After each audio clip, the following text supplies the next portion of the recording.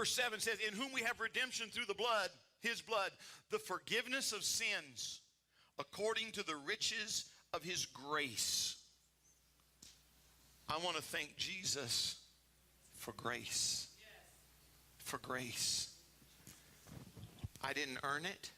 I can't earn it. I didn't deserve it. I'll never deserve it. But because of his grace. Grace means that he loved us with a love that would not give up. It means that he looked beyond all of my faults and all of my sins, and he saw the need of my heart. And even though I didn't deserve it, even though I deserved to go to hell, even though I deserved to be rejected, he reached down and he said, I will accept you. Come to me.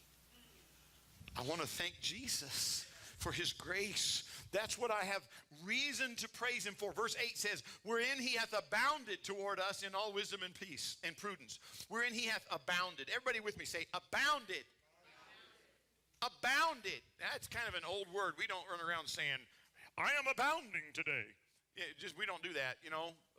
It's probably not a word that you've heard, some of you ever maybe. And it's definitely not a word that you use. But let me explain what abounded is, okay? Abounded means so much more than what you need. If you needed $10 and I gave you $1 million, I have abounded towards you. Yes. I have smothered you. I have given you so much more. God has abounded toward us. His goodness and his mercy and his grace abounds toward us. His presence in our life. God isn't saying, you know, I know you need a foot of me, but I love you enough. I'm gonna give you a foot and a quarter of an inch, and that ought to do you. No, God says, you know, if you need a foot of my presence, I'm going to give you a mile of my presence.